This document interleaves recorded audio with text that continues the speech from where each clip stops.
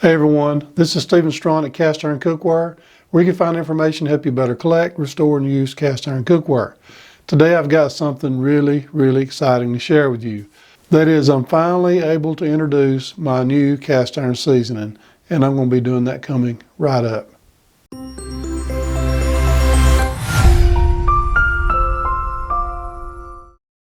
After many months of research and testing and packaging trials, I have finally got my cast iron seasoning product ready. And here it is. It is the cast iron seasoning stick.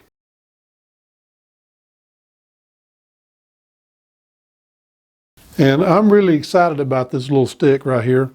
When I first started down this road, I wasn't even thinking about trying to make a seasoning.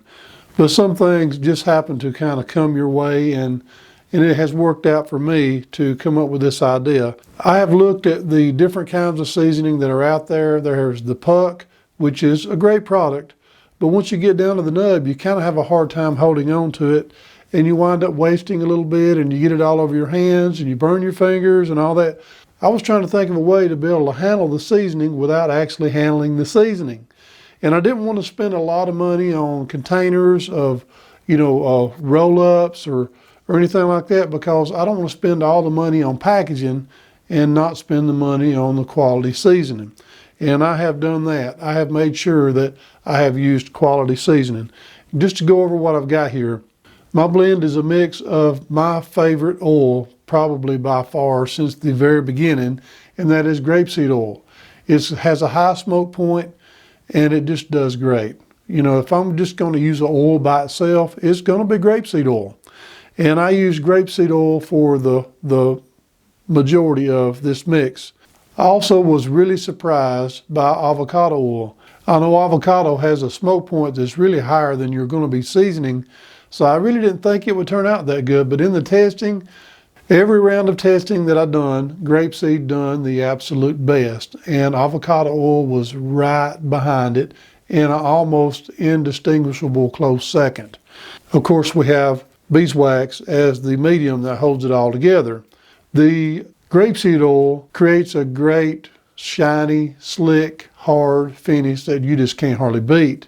And the avocado oil comes back and leaves a little bit of slickness after the seasoning process is over, because the process is not totally complete right away when it comes to avocado oil. So I have the best of three worlds. I have the seasoning medium, I have the best seasoning oil, and I also have the best finisher, which is avocado oil. So I'm really proud and excited about this product. So I've got a few pieces of cast iron, and we're going to season them up and just kind of demonstrate how it works and how to use it. So let's get to it. I'm going to do a demonstration on these few pieces. If you remember my little Birmingham stove and range blue ribbon muffin pan, now it's got some specks on it and a few little issues of staining, but I'm going to season that up. It is clean. It just has some staining. We're going to take care of this one. I've got another Birmingham stove and range Red Mountain number 8, and I have a little bit of a paste coat that I applied earlier to avoid flash rust. I have another piece that looks a little rough. We're not going to strip it. I just picked it up the other day. It just needs cleaning really badly. I've got another Lodge, a Lodge made by Lodge Cracker Barrel square skillet, and it needs to be cleaned. I'm not going to strip it down because I want to show you what it looks like to finish a pan without stripping all the way down. Sometimes you don't have to strip one. And I have a number 10 Birmingham stove and range right here that just needs some TLC. It's a great user, but it has been really abused a little bit, and we're going to take care of that and get it looking really good again. Number 1, we're going to put all of these pans in the oven. We're going to preheat them from 200 to 250 degrees. You can hit it right in the middle if you like, 225. But we just want to get it warm enough so we can apply the seasoning and it receive it well. So we're going to go to about 225, but you can go anywhere from 200 to 250. Now, I do want to say you need to use oven mitts when you're handling hot cast iron. Okay, while we're waiting on our pans to get hot, we're going to go ahead and prep our cast iron seasoning stick for use. Now it's wrapped in a cellophane wrapper, and you do want to remove that. And it's not too hard. You just kind of find where it's folded over at, and you just basically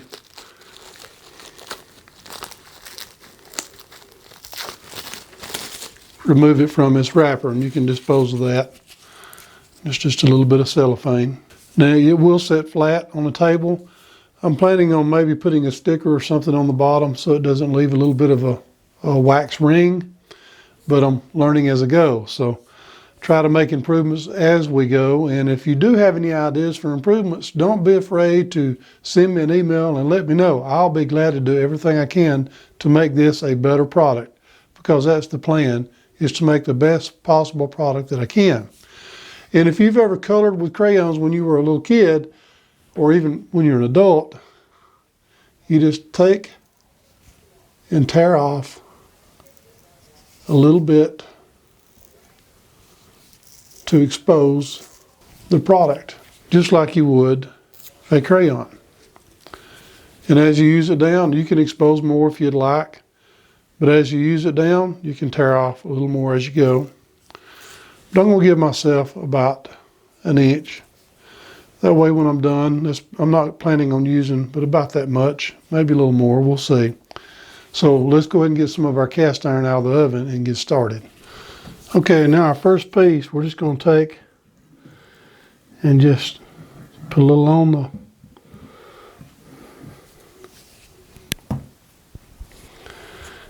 and then we'll take our cloth. Now this is a fresh cloth. This is a stained old dishcloth. And I'm just going to rub it in. Now you will use more in the beginning until your cloth gets infused with seasoning. Now we don't want to put tons of seasoning oil on there. We just want to make sure we got light coverage. As your cloth gets infused, you will hardly have to even use any. Now we want to get down inside these letters.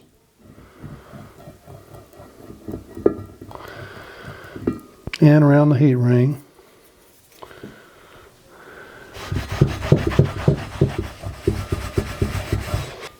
Now I'm taking these out of the oven one at a time so they don't lose their heat.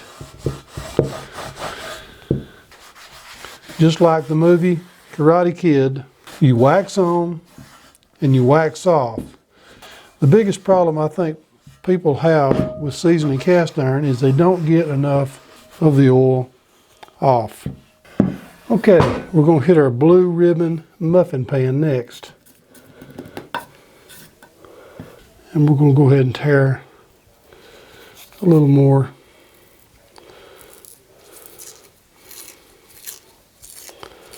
Expose a little bit more. That way I can get the edges of this little mini cut pan.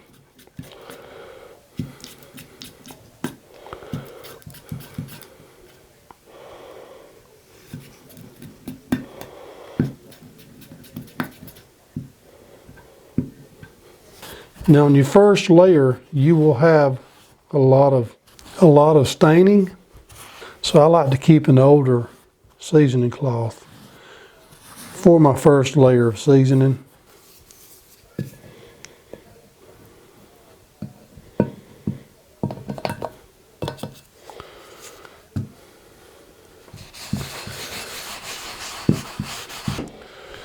And make sure that we wipe off any excess that we have.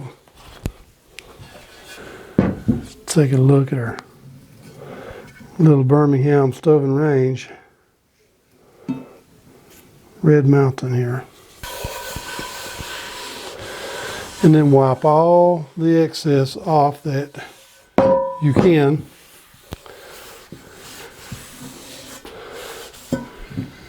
Now here's that little Lodge pan.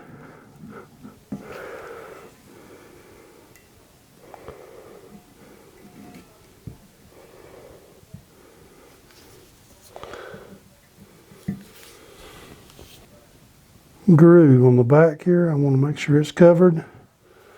Want to make sure our letters is covered.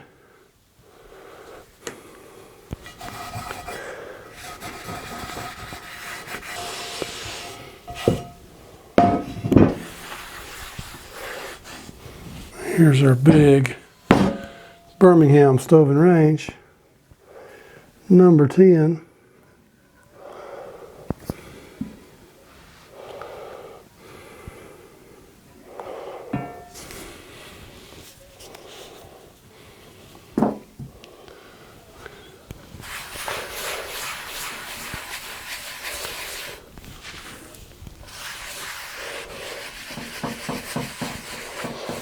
And we're just going to buff that in. Starting to cool down just a little bit.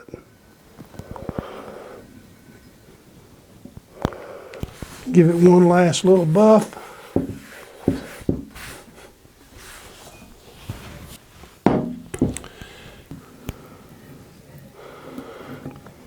We're starting to just about get too cool for it to work. So we're down here probably now around probably about 180 degrees, maybe 100 or less. It's actually to the point where I can actually handle it with my bare hands without getting burned.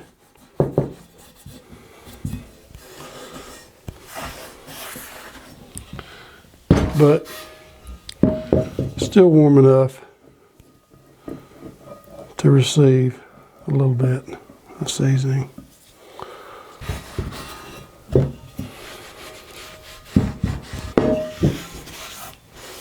Now these have cooled off quite a bit because I was trying to film and also do it. So there's a little bit of time that elapsed. I would suggest just get out one at a time, and that way they'll all be up to temperature. But you can see how it kind of works out really nice. And as you need more, you just take off a little more paper. But we're going to put these back in the oven. And when we do, we're going to put them in the oven face down. Now, if you have your oil on there thin enough like you're supposed to, basically you try to buff off as much as you possibly can. It doesn't really matter if you leave them in there up normally or upside down because you're not going to have any dripping. Now, if you're having dripping, you got too much on there. So the thinnest layer possible is what you want. So we're going to put these back in the oven. We're going to raise the temperature up to 500 degrees. And when it hits 500 degrees, we're going to go 1 hour. And then we're going to let it cool down to another round of 225 degrees or somewhere thereabouts. We'll check out our first round when it's finished. Okay, this is after round 1, number 10. It looks a little better.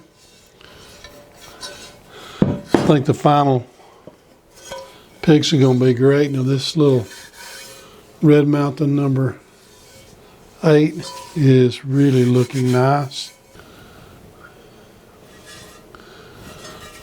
All of them's turning out really nice. This one's got a few little issues. It looked pretty rough to begin with. And then this little guy here is turning out really nice. Okay, I went ahead and done 3 rounds of the seasoning stick.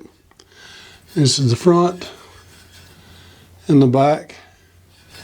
And the spots where the staining was at, it has just completely disappeared. This in here looks really, really nice. I'm going to be having to do some biscuits in this really soon. And our piece that was that I didn't do any stripping down, it's now they're dry from being inside the oven. They have turned out really, really nice and slick. This one right here looks really good. You can still see the swirls if you get it just right. Slick as glass. The little number 8 Red Mountain is a beauty. And the 2 pieces that I didn't do anything to except for wash and then hit it with seasoning, they turned out really, really, really slick. And this one right here just turned out beautiful altogether. We'll do a before and after comparison.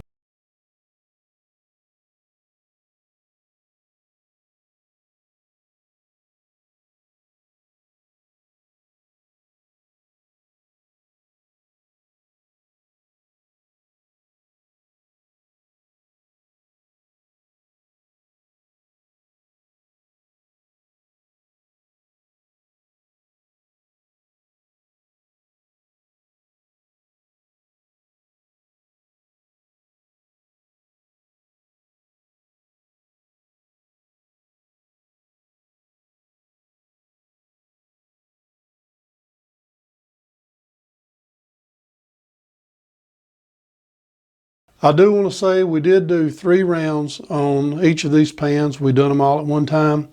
And after about the second time, our seasoning cloth got really infused. We didn't use very much of the stick. We used a good bit to begin with because our cloth didn't have any seasoning infused in it. It was a completely dry cloth. But now it's pretty infused. The last seasoning round that I didn't even have to use the stick. I just used the cloth and it worked fine. Because remember, the key is not to put a lot on. Just put what you have to and wipe all the excess off. You'll get the best results. So I'm really excited about the cast iron seasoning stick. I do want to say, if you're using a particular oil or seasoning product that you like and you enjoy it and you get great results and you don't want to change, by all means, keep doing what you're doing. But if you want to try something that may give you a little extra special, check out the cast iron seasoning stick on cicookware.com. I really appreciate it, and it'll help me keep this channel going because I've so far been on a shoestring budget, and maybe this will help put me to where I can actually do more videos and maybe even up the quality some. So I just want to say thank you so much for watching. You can also follow Cast Iron Cookware on Facebook, Instagram, and Twitter. You can check us out on Patreon and the Facebook group Cast Iron Cookware. I also send an email out every week or so, probably every 2 or 3 weeks or so. If you'd like to sign up to receive emails from Cast Iron Cookware, just new things that are coming up, things that are on the horizon, I try to share them in advance with the email before I actually do them. And I just want to say thank you so much for watching Cast Iron Cookware. Before you go, I just want to share something with you really quick.